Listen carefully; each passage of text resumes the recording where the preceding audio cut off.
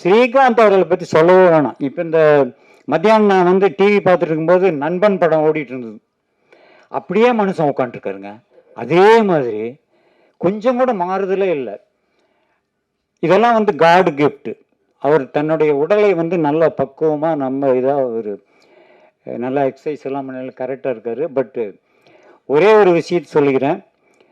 இந்த கொஞ்சம் காதல் கொஞ்சம் மோதல் படம் நிச்சயமாக வெற்றி பெறும். காரணம், இந்த பார்த்த ட்ரெய்லர் எப்படின்னா, இந்த படத்தோடைய ஃபோட்டோகிராஃபி தாமோதரனுக்கு வந்து ரொம்ப ஒரு தேங்க்ஸ் சொல்லணும். நல்ல சூப்பர் ஃபோட்டோகிராஃபி. இரண்டாவது, இந்த படத்தில் நடித்த எல்லாருமே சாம்ஸ் எல்லாம் வந்து கேட்கவே வேணாம். இங்கே மைக்கை பிடிச்சி என்ன லொல்லு பேசிட்டு இருந்தாரு, அதே தான் ஷூட்டிங்கில் அதே தான். ரமேஷ் கண்ணாவும் அப்படி தான். ஸோ இந்த யூனிட்டை பொறுத்த வரைக்கும் எல்லா நடிகைகளும் சூப்பராக பண்ணியிருக்காங்க. ஹீரோயின் நல்லா சூப்பராக பண்ணியிருக்காங்க. இயக்குனர் அவருடைய கடமையை நல்லா செஞ்சுருக்கார். அதை விட அவர் வந்து ஒரு மாபெரும் வெற்றி இயக்குனர்.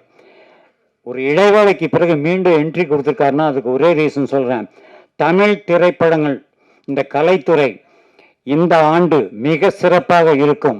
அதுக்கு காரணம், நீங்கள் ஜோசியத்தை நம்புறீங்களோ இல்லையோ, நான் ஜோசியம்லாம் படித்தேங்க. அதனால் நான் சொல்கிறேன், ராகு கேது பயிற்சி, குரு பயிற்சி, சனி பயிற்சி தமிழ் திரை உலகத்தை மீண்டும் இமயமலை உயர்த்தும்.